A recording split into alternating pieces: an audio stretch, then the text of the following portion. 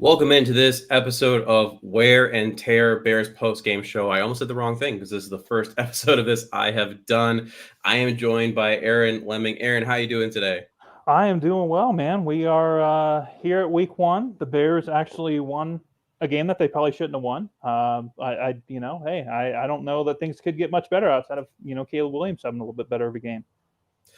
And we'll just dive right into it. The Bears did win, as Aaron said, 24-17. It's tough, right? Because I think for the most part, I don't know how you felt, but I was sitting there watching that game, being like, I just expected more. I wanted more. The defense did step up, special teams step up, and we just didn't really see too much, really no flow whatsoever from the offense in any way, shape, or form. Yeah, I mean that was definitely disappointing. And I'll be honest, I wasn't really paying attention to personnel towards the end of the game. Maybe you were. Did Keenan Allen come back in, or was he out for the final? I didn't see him come back in. Yeah. So, yeah, I don't know, man. I mean, if they would have lost the game, I think we'd be talking about a situation where you compare, and I wrote this earlier in the week talking about, the last two quarterbacks that are drafted in the first round for the Bears and their NFL debuts and how bad they were. And if you look on the surface at the numbers, Caleb Williams was right in between Justin Fields and Mitchell Trubisky. Now, that doesn't mean that he's going to be that level of quarterback. But again, with the amount of money that they spent on the offense and the amount of hype coming into this season and Caleb Williams being the number one overall pick, yeah, I think you expected a lot more offensively considering they didn't have a touchdown the entire game. Yeah, so in this section, this diagnostic study, as I'm calling it, this is where we're just going to kind of generally talk about the game. And as Aaron just said, it's a weird place to be at because I think Mitch threw for about 124 yards, something like that. I mean, Justin was in the 60s. Everyone remembers the Cleveland debacle of 9 sacks. But, Caleb Williams, 14 for 29, 93 yards, passer rating of 55.7. I mean, I know I was positive enough where I ended up putting a parlay down of 2+ touchdowns for Caleb. So having 0, definitely an issue. And to put into some context, like you were even saying too, CJ Stroud in his first game, 5.5 yards per attempt, 0 touchdowns, 0 interceptions.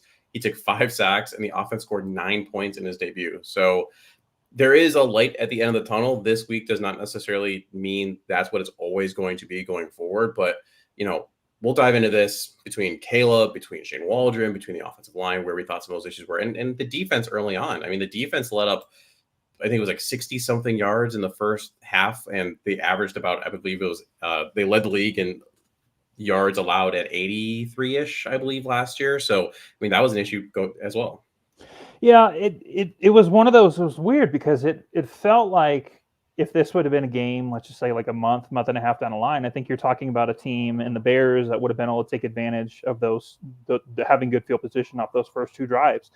And they didn't, and you could kind of feel it. I mean, we've seen this with the Bears quite a bit over the last decade, where you're looking at a team that has every opportunity in the world to score points, get touchdowns, play off of short fields, and they can't get it done. And then, it goes from where you feel like the Bears should be winning the game to you get to the end of the half and you're like, how are they not down by more? I think that was a very similar feeling today. And I'll be honest, I mean, throughout the game, I was, especially on Twitter, very critical of Matt Eberflus. Once again, I felt like they didn't come out prepared. Luckily, they got things figured out. But I think even with the rookie quarterback, obviously there's going to be ups and downs, but I think you expect more considering the amount of talent that's on that side of the ball. And then Shane Waldron coming over from Seattle. It's just it was disappointing. But here's what I will say: for as disappointing as it all is, and I don't know how you feel, but this is not a game that the Bears would have won over the first 2 years of Matt Eberflus. So at least they've got that going for them. They're 1-0. They got a really tough game next week, but at least they got the win. This is not a game that they would have won much over the last, I'd say, probably 6-7 years. No, I mean, I 100% agree with that. I mean, I don't care where it's coming from, whether you're talking about the offensive side or defense side of the ball. I mean, they, over the last couple of years, found ways to lose games they should win. They found ways to lose games that were close. You definitely hoped this year that you'd see Caleb win you that game, but we have to keep in perspective, game 1, week 1, you could tell he came out with some jitters. I mean, he airballed a couple times, and his receivers let him down. I mean, would this be a different context even if Keenan Allen had caught that one that was, in the front of the end zone there?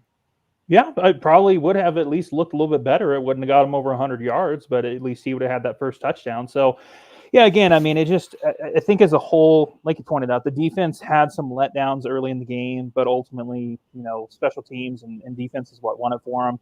I think you're kind of looking at this team with the amount of expectations that they have on this year, and maybe not Super Bowl. I think that's way too premature, but at the same time, again, they've got a more complete team, so you're not having to rely on just one side of the ball to completely win you the game. And I think we kind of saw some of that today. So it's week one's always weird. You're seeing it across the league already, right? I Bengals know. lost to the Patriots. The Saints shellacked the Panthers. I mean, the Mhm. Vikings trouncing the Giants, and the Steelers beat the Falcons. Yeah, and Justin Fields had a pretty solid game. I mean, he ended up, I think it was like 15 for 23 for 150 something yards, I want to say. Yeah, 156 yards. Yeah, so I mean, good for him, man. I hope he wins that job. I don't, I know we're getting kind of off track, but like I don't see any upside for Pittsburgh with Russell Wilson. I think you might as well just roll Fields. But it really what it comes down to is I think this would have been a very different conversation if we're sitting here had the Bears lost, if they don't get the pick six and then the blocked punt and all that stuff. I think we're having a much different conversation. But again, this is a much bit different team than we've seen over the last few years. So I think it's one of those, like you pointed out with CJ Stroud, you got to take the good with the bad, and you just have to hope that, let's just say 4 to 6 weeks into the season, we're having a much different conversation and things are starting to click. Because if they even had an average offense today, this isn't a game. Let's really quickly dive into each section. So we'll start with the offense. The Bears allowed Pollard about 60-ish yards in the first half, but they did buckle down in allowing only 82 on 16 attempts. That still was best for about 8th best so far in the early stages of week one here. And they were one of the best, as I mentioned earlier, one of the best rushing defenses previously. What do you think about that? And then taking that even a step further, too, of allowing Will Levis, who he only threw for 127 yards, but in that first half, I mean, he was the better quarterback, quote unquote, than Caleb was. Yeah, I think with the run defense, and this is kind of one of those, like on both sides, right? It's kind of a tale of two halves for the Bears, obviously not offensively, but for the Bears as a whole, and then obviously with their defense in the first half, it's like they had those two smothering drives. Then Tennessee kind of got things going. And again, I mean, if you're looking at this from a balanced perspective, I mean, are we having the same conversation about the defense in the first half with the run game and everything else? If the offense even puts 9 points on the board, let's just say they get 3 field goals. I mean, is it a different feeling? Because I mean, they were on the field a lot in that second quarter, and I think we kind of saw it. And I don't know. I'm curious. I'm curious to see how the defense progresses. I mean, obviously, you want to see more from guys like Jervon Dexter. You want to see more, frankly, from Montez Sweat as far as a pass rusher goes. He had a few nice plays today. I think really if there was one thing that kind of concerned me defensively, and it was kind of in that bad patch, would have been just the overall missed tackles that were going on. It's like that's the kind of stuff where you expect Matt Eberflus's defense to not have that happen. Well, I think Tumultuous Titan also had a valid point here, too. Titans' offense changed completely after their right guard went down and Bears started getting pressure. That's absolutely true. You cannot depend on a starting offensive lineman to go down to get your defense going. And as you said, Aaron, there were a lot of missed tackles. I believe it was in the first quarter. There was a play where both TJ Edwards and Jermaine Edmonds both had their hands on running back, slips through. That was a big gain. You saw a couple of just very odd. Yes, this defense is kind of built to let you pass downfield. We've seen that statistically from this cover 2 shell that they allow the underneath stuff and rally, but there was a bit too much. There wasn't enough rallying at times. And when they did, there was missed tackles, like you talked about. And that was without, I mean, you had DeAndre Hopkins. He had 1 target for 1 reception for 8 yards. He was on a snap count. You had Calvin Ridley, who ultimately only had 3 receptions on 50 yards. Right? I mean, he led in targets with 7. So, and the longest pass was only about 22 yards. And that's pretty much the longest play of this game. The defense did well, but at the same time, the Titans offense was not exactly a juggernaut. No, it wasn't. And I'm curious from your perspective here, because going into this game, you're talking about 2 offensive lines last year that were basically the 2 worst offensive lines in the league when it came to pass protection. And we've seen kind of what the Bears have done. It's been kind of more of a mix and match type of situation, in terms of piecing together this offensive line. Darnell Wright's their highest investment on the offensive line. And then you look over at the other side with Tennessee, where they took J.C. Latham at 7 this year. They took Peter Skoronski in the first half of last year's draft. Like, they spent money on, and now I'm going to draw a blank on his name, the center. why am I drawing a blank on his name? The center that like Cushenberry. all Bears. There we go. Yeah, Lloyd Cushenberry. And I mean, again, obviously Tennessee's probably got some more talent on the defensive line, but what were your reactions just from a one-to-one game comparison between the two offensive lines and their two different approaches, considering how similar they were last year? It is interesting because, like you said earlier, it's a tale of two halves. Because the first half, the Titans' offensive line definitely outperformed, and at least they could move. They could move. They ran the ball off that left side, the stronger Skoronski Latham side, and were able to get big chunk gains for a while there. But you did start to see some issues when their right guard went down, and also Petit Frere isn't a very good tackle. It just is what it is. But one thing I will say is that what you saw was consistency at the center position, and that helps the interior too. So I think that goes to show that spending that extra money on a Lloyd Cushenberry was a good call. And we can actually merge that, flipping over to more of the offensive talk for the Bears. You didn't see that out of Coleman Shelton. Whether it was that one screen pass to be where the question is, well, was it Shelton or was it even Davis who was not in the right spot? That allowed a 19-yard sack ultimately for that team. There was another play where their new linebacker, who I'm also drawing a blank on right here, but number 53, he just absolutely blew up Coleman Shelton, and that led to Caleb getting hit in a duck of a throw that could have been easily picked off if anyone was in the zip code. So that center and interior offensive line is a problem right now. Tevin, who I'm a big Tevin Jenkins guy, but he didn't have a great game.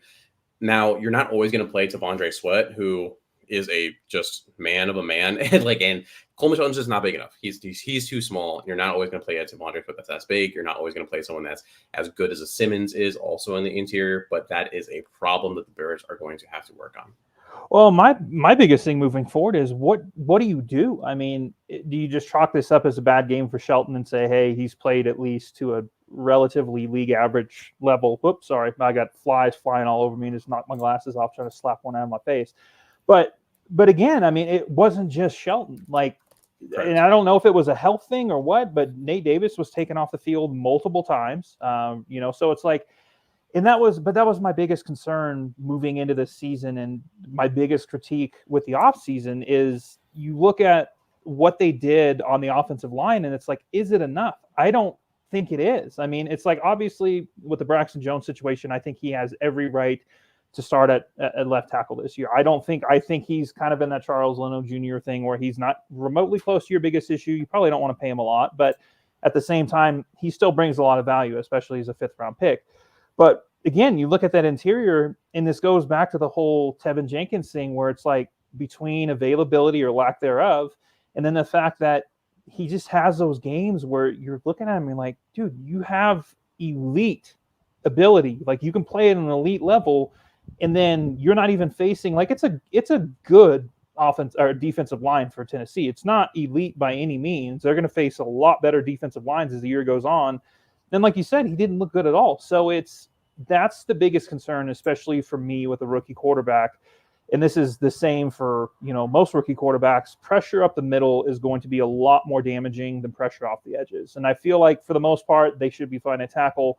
But again, if Tevin Jenkins has an off day, are you going to be able to rely on the other two guys on the interior to do their jobs? And frankly, I would say through one game, I think that's a pretty firm no. Yeah, because I don't even know where you pivot necessarily. Do you go back to maybe what the original plan was Ryan Bates at center? And then if that's the case, who is your guard? You're keeping Nate Davis there. If not, there's a reason Bill Murray's been on practice squads, like the Patriots practice squad and all that previously. So I don't know that you can just shove him into your start as a starter now as a guard. They have Matt Pryor, who he's got flexibility, guard, tackle, but like, again, there's a reason why he was available at the price tag that he was available at. Mm-hmm. So you just don't have a lot of pivot points here, and you don't want to mess with too much stuff either. I mean, one of the things that they talked about all offseason was deciding a center because Coleman Shelton's a lefty. You don't want to switch that to a right-handed center. Now all of a sudden Caleb Williams has to get the snap differently. So we're not trying to say like, hey, the sky is falling here, but at the same time, as Aaron just said, man, pressure up the middle is a problem. I mean, you can adjust off the edges, but if you can't step up in the pocket and you get flushed consistently, that is not going to help Caleb's development. And we talked about that earlier. Caleb had a rough game. I can't really think about too many passes where I was wowed or astounded, but there are definitely a couple where I was like, man, you really should hit that.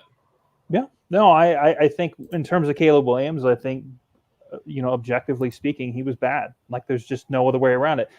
But he's a rookie quarterback, and it's like, and it'll be interesting, as once we jump off this and watch the rest of football today, I'll probably have the Jaden Daniels game on just to kind of see, because again, I mean, you look at a team like Washington as a prime example, they also have a really bad offensive line. So it'll be interesting to see how they kind of scheme around that and see how that goes. But again, I mean, and obviously we didn't get a chance to talk about it on here or whatever, but like Tennessee's defense is no joke. Like they're probably going to be within the top 10, top 15 of the league. They've got some really good corners. This was not an easy matchup. I know a lot of people wanted to believe it was. This was not an easy matchup for the Bears in week 1, right? The Bears are a better team, or should be a better team. But this is still not, you're not going against the Carolina Panthers in week 1. Like that would have been ideal. I think that the situation would have been much different, but here we are. So yeah, I think, the big thing is he finally got that experience. Maybe there's a little bit less pressure going on the road next week to Houston. Obviously, the only downside to that is it's going to be on Sunday Night Football. But I tell you right now, the Bears aren't going to be able to win a game against Tennessee or against the Titans like they did against Tennessee, against the Texans like they did against Tennessee. Like they're going to have to come out. They're going to have to score points, because if they do what they did today, they're going to get blown out, and there's going to be a lot of interesting headlines the next day. And we're going to do a quick hitter on special teams before we dive into some of our categories. Where do you start with special teams? Because you get to do the positive, in terms of the block punt and how great that was. You could also go to the negative in terms of Velus Jones bobbling that kick return and then somehow kicking it 20 yards forward to the opposition. So, I mean, really, you could go either way. You know what? I'm going to choose to give it to the good side of things, right? I think Torrey Taylor looked good. I think, Cairo Santos was money from the 2 kicks that he had. Anytime you get a block punt for a touchdown, like if you look at it, like the muff punt accounted for 3 points against the Bears. And then, obviously the block field goal, the block punt ended up getting him 7. So I think overall, man, I mean, even the coverage was really good. DeAndre Carter had a few outstanding returns, both as a kick and punt returner. I think if anything, really what this proves is, if you want to keep Velus Jones Jr. on the roster, great. He's done on special teams. You want to make him a gunner, that's great. He's not a returner in any way, shape, or form. He's not reliable. This is a year. This isn't like the last few years. Like this is a year where you cannot afford those kind of mistakes. Carter is experienced enough. You've got Khalil Herbert, like whatever the case may be. If you want to use him at running back a little bit, use him as a gunner, that's great. But I think that the overall experiment of Velus Jones Jr. as a returner, both punt and kick, needs to be done and over with. And I think as long as they learn that lesson, I think that this is, an overall positive. Yeah, I don't have the exact number. I want to say it was something like, he said like a 3 or 4 total special teams fumbles, which when you just look at the pure number, doesn't sound like a lot. But special teams is such a swinging phase of the game that even if it's only 3, quote unquote, or only 4, that matters. And today it was only 3 points, but if that had been a touchdown, we're talking about a very different game. So I'm with you. It's tough. I've definitely been a Velus supporter in a way of like, I think what he gives you on offense, we saw that a little bit with some of the carries he had, is very tantalizing. We saw that on Hard Knocks, right? They talked that Poles was, I don't want to say salivating, but like he was very optimistic about what he could provide on offense. But if that's, but you have to be able to not be a detriment to your team as well. And unfortunately today, that's what he was on special teams. So some of our categories. First one, so as we thought and not. This is just something that we thought was going to happen in this game, one that we did not think was going to happen in this game, something we were basically surprised by, not surprised by. For me, as I thought, we already talked about the interior pressure was a problem. They talked about that one play in particular where DeAndre Cobham blew up Coleman Shelton, and then Caleb was finished off by Joseph for a huge loss of 19 yards. That's just one example. This happened all game long. Something I was surprised by was the creativity and complexity of the Titans play calling. For example, on 4th and 3, they called the wide receiver screen to Taj Boyd with Latham as a blocker. That's the way you run a screen, not the way that the Bears decided to do it, where they have DeAndre Carter blocking for DJ Moore and he gets blown up in the backfield. Yeah, see, I think mine are going to be a little bit more boring than yours. I think the one that I thought was going to happen was, again, the offensive line. That's been my biggest concern this entire point. I mean, really, even if you want to take it a step further and say the trenches, because I think even the defensive line at times had some issues. Andrew Billings was awesome. Darrell Taylor was awesome for what he is as a pass rusher. He still over pursues a lot, but hey, that's what you get for a 6th-round pick. There's nothing wrong with that. But again, I think projecting forward, assuming the offense actually scores points over the next 16 games, which I would assume that they will, I think the trenches are going to be the big thing that separates them from being, a playoff contender versus a Super Bowl contender. I think that's kind of the big line when you start looking at some of these teams. The thing that did surprise me, I would say, would probably be the special teams overall. I think the way that the special teams played and how big of an impact it had on the game is something that we haven't really seen a lot since the days of Lovie Smith. I mean, like I said, they had the block punt for a touchdown.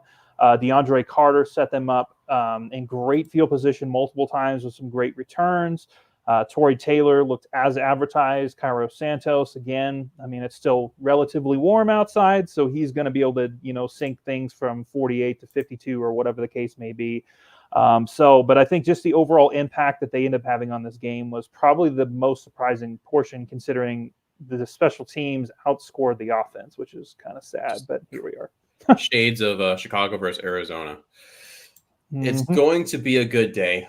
This is something positive from the game, which there wasn't a ton of, but I'm just basically going to go with the Bears' ability to turn the ball over. In bare bones, I had the bold prediction that the starting outside corners would both get interceptions, and they did, even if one of them was on a last-second heave over there for Jalen Johnson. But just to be even build off that, Taylor off the edge, he might be the 3rd best defensive lineman that the Bears currently have behind Sweat and Billings, and they got him, just the end of the summer here. So I don't know really necessarily how good he's going to be defending the run. He had a couple interesting stops. But the Bears are a much more complete team than they have been over the last few years. It used to be 1 or 2 bad things went wrong. One of the phases was playing poorly, and that sunk the entire ship of the game. And that has not been the case through the one game this year. And I think that is an absolute positive. Again, some people are going to look at this and say, we've seen the offense be terrible and the Bears win games.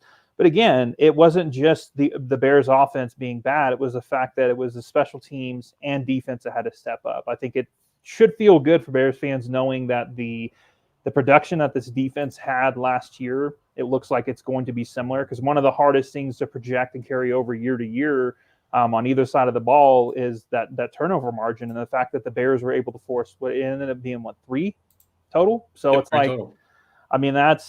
That's huge. If they can have that happen, and especially if the offense can finally get their feet under them over the next few weeks, it's hard to see how they're not going to be in every single game this year, which is something that you probably couldn't say for the last, I'd say, 5, 6, 7 years? Roughly, and that's very disappointing. Moving on to our concussed corner. This is based off something in the game that was so odd the decision maker must have been concussed. I'm even doing a slight audible on this. What I'm going to do is that crazy play that happened where Caleb Williams threw a slant pass to DJ Moore, and the ball was deflected in the air. Robidoux caught the deflected pass and then was hit, fumbled, and then Tevin Jenkins then recovered the ball. Someone got knocked around in the head a little bit there when they were writing the script for the NFL, because that's a little crazy. Yeah, see, I'm going to go with the play exactly right after that, where Cole Kmet catches that little out route, goes out of bounds, and then they're like, hey, we need to review this. And it's like, what? Like, what are you looking at? Yeah, it's like, even in live time, it just didn't make a whole lot of sense. I almost kind of wonder if they were trying to review the prior play that you were just talking about, and then they realized, like, oh, wait, another play had, already been run, so they couldn't do it. But that was probably one of the weirdest reviews that I think I've ever seen in a football game, where it's just like, that was obvious from start to finish. He made the catch, he made moves, he didn't lose the ball, he went out of bounds. Like, what is there to review? So that would be my concussed moment of the game, where it's just, that didn't make a whole lot of sense. I like that one. We here for moral support. All the puns in this are great. I know everyone loves it. It's hard not to go back to this. It just has to be the O-line for me, especially when you're going to go up against a Texans team where, defensive head coach, they have a solid squad there. They made some key additions this offseason to bolster that defense, and specifically the defensive line. So, I mentioned that long sack before, and then Ernest Jones, that was the play I was talking about, where Blitz knocked Shelton on his butt, and like he was a toddler, leading to Caleb getting blasted. You can't have that. And not just that, but like, they've called so many screenplays, and I get why they did. They had a hard time protecting, period. But then they also really couldn't block on the screens too. So regardless, the line, whether it was trying to hold pocket or trying to get out to create some screen lanes, it was a problem. So that has to change this upcoming week, just to at least stick around in this upcoming Texans game.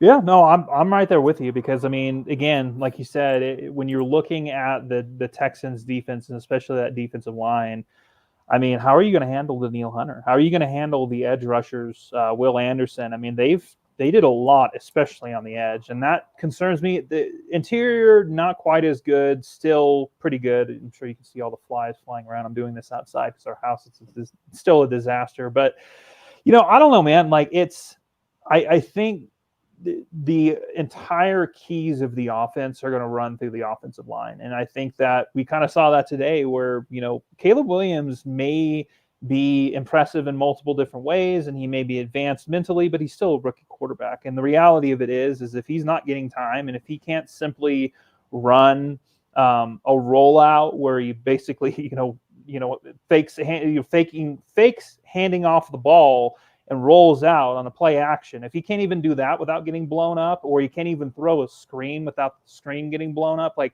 those are the kind of things where, yes, he was far from perfect. He actually was pretty bad. But at the same time, you have to wonder if the offensive line plays better and keeps him clean, how much more confidence does he have? How much less frazzled is he? Is he able to make some of the reads that he needs to make downfield? So I'm right there with you. I mean, the offensive line has got to play a heck of a lot better. And I've said this before, and I'll say it again. You can have as many good skill position guys as you want out on the field.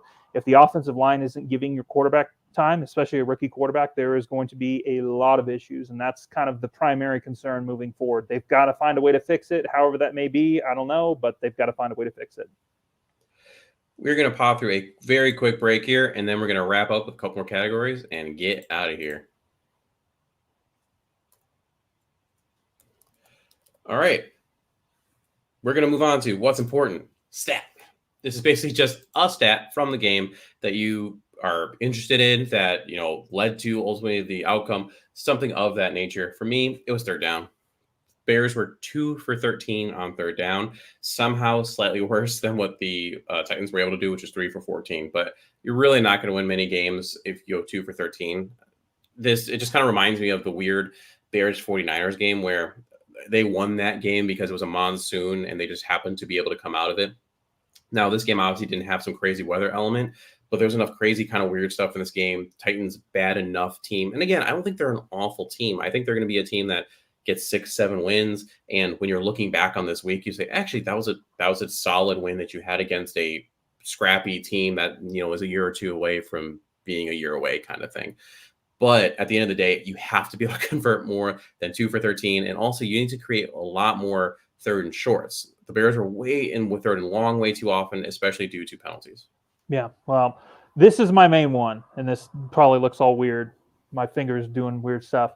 The biggest, most important thing out of this game was the fact that they won. I think that's kind of obvious, so I'll go with something a little bit different, and I'll go back to the defensive side of the ball, where, again, forcing those 3 turnovers, I think in order for this defense to play at a high level, they're going to have to continue to do that because, again, they're not going to have an elite defensive line. They're not going to be getting after the quarterback 24/7. There aren't going to be teams losing sleep over their defensive lines. So when guys like Montez Sweat are a little banged up and don't have the sack production, they need to be able to find a way to affect the quarterback, shut down the run, whatever the case may be, and force those turnovers. And the fact that we saw that today, I guess it ended up being is the block punt technically a turnover? I think that would be, right? I believe so. Okay, so they would have technically have 4, but we'll just count the defensive side because they had the fumble and then the 2 interceptions. But either way, I mean, that to me, that is going to be one of the most important factors to Eberflus's defense, and it has been. I mean, even going back to last year, if you look at it, they still had poor sack production. Like they've got to be able to turn the ball over. They've got to be able to get off the field on third down, and they've got to be able to be basically the better of the 2 or 3 or however you want to look at it units throughout the entire season, at least until the offense gets going. All right, next we have our kombucha peak performance moment, just a defining moment from the game. Kombucha, it's a premium performance-focused kombucha crafted specifically for athletes and active individuals. This revitalizing beverage blends the traditional benefits of kombucha with nutritional enhancements to support energy, hydration, and recovery. Better athletic performance, increased nutrient absorption, improved wellness, and improved cognitive stamina. as a sponsor for the pod, go ahead and use the code BEARGUTCHECK, 15% off kombucha. It's pretty awesome. I had some today, actually. Anyway, my moment was there was a couple I could have gone with. I ultimately went with the block by Daniel Hardy and the scoop and score by Simone Biles' husband, Jonathan Owens, because that was just a momentum shift. And without that happening in that way, I don't think we're sitting here with a win. Yeah, as much as I want to say that the Tyreek Stevenson pick six, I mean, the momentum was already going the Bears' way. Tennessee couldn't move the ball. The Bears were at least getting some points on the board from the offense, even if that was because of really good field position. Yeah, I mean, it's 100% that has to be the moment, right? I mean, that flipped the entire game, and we've seen that again going back to Lovie Smith days. We've seen that a lot where that one type of play when you're finally starting to gain momentum and then you completely grab momentum. And I know our buddy James Fox would completely disagree with momentum being a thing at all, but it is. I mean, just look at how the game flipped. And I think without that blocked punt, let's just say it's a normal punt, DeAndre Carter, even if he brings it back into Tennessee territory, are they getting a touchdown out of that? I don't think so, at least judging based on what we saw from the offense today. Valid point. And we have our masseter player of the game, aka MVP. The masseter, which is located in your jaw, can close the teeth with a force of up to 55 pounds of the incisors and 200 pounds of the molars. So to me, it's a pretty important, super strong muscle. For me, Andrew Billings, he'll be unsung, right? If you look at his stats, ultimately, they're not jumping off the page at you. He had one tackle with an assist, 2 QB hits, and 1 tackle for loss. But his presence in the backfield consistently, like I said, the tackles that he made forcing Levis out of the pocket, that kept the Bears in it until the rest of the defense was able to figure out what they were doing. So for me, I want to call out Andrew Billings because he dominated, and it will be unsung in terms of how people look back at this game. Oh, Billings was probably, I don't even know if I'd say probably, I think he was the best player on the field for the Bears all day today. I mean, there's no doubt about it. I'll go a little bit different. I'll say Darrell Taylor. Again, defensive side of the ball, had the 2 sacks, a forced fumble, had a few other plays. Again, like, he has some flaws. We know this. Like, he's a former second-round pick. There was a reason he got traded for a 6th-round pick. He's not good against the run. He tends to over-pursue. But he's also got an insanely high motor that just never stops. Even on plays that he overran today, he somehow came back and was still able to make plays or at least affect the pocket. And again, going back to talking about the lack of pass rush, if Montez Sweat isn't factoring in on the box score, you need to have another guy in the field that's able to do that. And I think that Darrell Taylor, at least today, show that he can do that. I think he's already, in the one game, it feels like he already impacted the game more than Yannick Ngakoue did before he went down with a season-ending injury. So that's at least a plus. Oh, I 100% agree with that. A little disappointing that I don't even know like how many snaps Austin Booker got. But if he got any, definitely wasn't something that piqued my attention. So hopefully that was more of they just felt Taylor, it was more of a snap count issue than necessarily a performance issue. Prognosis period. This is our final segment of the show. We're just kind of more of a look ahead. What does this mean for next week? What are we looking for next week? I'll just start talking a little bit about the Keenan Allen injury. Not sure what he has right now. The way he limped off, it could be hamstring, but also it could just be heel. We know that he was dealing with some foot stuff the entire week. The way that he came down didn't, to me, look like an eccentric load. So that's where I would think more of a potentially soft tissue hamstring issue. The only other reason I'd lean that way is because he did have in 2022, 2019, some hamstring strains that he was out for a couple games. But he also did have a heel bruise issue back in 2023. And like I said, that's what he's been dealing with over the last week. So more likely than not, just landing harder on that heel, limped off the field there. We'll keep an eye out on what that looks like. And you guys can go ahead, if you're not following me at West Sports BT, I'll try to highlight and talk about potentially time of return based on what we hear today from Eberflus and then going forward into the week. Aaron, what are you looking at in terms of how this game relates to going into the following week against the game against the Texans? Well, I mean, really, it's got to be the offense, right? I mean, they've got to find some ways to make some adjustments. You pointed out if Keenan Allen doesn't play next week, obviously that changes things. Luckily for them, they've got some depth there. I think Rome Odunze, obviously, and I've said this from the beginning, I think that he's going to be somebody who the first few weeks of the season, there's going to be some people like, why did they decide to draft him number 9 overall? Like, why, if they've got all these other weapons, he's not being a factor? I think he's going to be a huge factor in the second half of the year. But let's just say this is a hamstring thing, or if this does keep Allen out for 2, 3, 4 weeks, you would know better than me at this point. But if it does, just hypothetically speaking, Roma Dunze all of a sudden steps up. Again, I mean, the offensive line really is the big thing to me. They're going to be going against another good defensive front next week. It's going to be in prime time on national television, which we all know what that means. If Caleb Williams plays well, then Caleb Williams is going to be, the next, second coming of Jesus Christ. If he plays bad, he's the second coming of Mitchell Trubisky and Justin Fields. So I would like to hopefully see them get some things figured out offensively. I think getting Caleb Williams out of the pocket a little bit more, trying to establish a run but not force the run like they did today, and set themselves up in better situations will probably be ideal. But again, they're going to have to play a lot better next week offensively than they did today, or else it's going to be an ugly one. Yeah, just a brief highlight for people who didn't get to see it. The Texans did beat the Colts today. It was a nail-biter, 29-27. Nico Collins led with 8 targets, 6 receptions, 117 yards. So, Tank Dell had 3 catches. Stephon Diggs had 6 catches. Their offense is really good when you have CJ Stroud at quarterback, especially. Now, all that being said, and we talked about the defense is better, not exactly the best in the world. They did let up 27 points, but you can't play like you did today and even hope to be in the same conversation as the Texans. But at the same time, I mean, the Bears played so bad today that it wouldn't surprise me if all of a sudden we're looking at Sunday night and we're saying, oh, like this is actually a game. So we'll have to wait and see. Yeah, no, and again, you never want to overreact to week one. I mean, we saw, what was it, 2 years ago? The Packers, I guess maybe 3 years ago, and the Packers got blown out by the Bucks. Or no, it was the Saints. It was when Jameis Winston had that one start, and they got blown out, and everybody's like, oh, wow, Aaron Rodgers might be cooked. The Packers aren't going to do anything. Then next thing you know, the Packers win the division, and I think they won a game or two in the playoffs. So, again, ultimately what this comes down to, you never want to overreact too much to 1 week. But also at the same time, like you don't want to see the same exact offensive product next week as you did today. So, again, stay optimistic, be happy, but also I think expecting improvements, especially on the offensive side of the ball, is more than reasonable.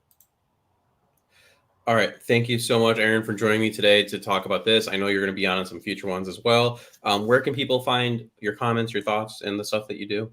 Yeah, absolutely. You can find me at Aaron Leming NFL on Twitter or X or whatever you call it. I refuse to call it X. You can also read my stuff on the Windy City Gridiron, and then also Bear Report as well. So it's that time of year where I'm going to be doing a lot of writing, and it just seems like it drags and drags and drags. So. Well, at least you're writing about something that's fun, right? Yes, thank God. Hopefully it'll stay that way. All right, everyone, go ahead. Like I said, go ahead, follow Aaron Leming. He's awesome. The stuff he does is great. And this is week 1. Just be happy there's a win. Bear down.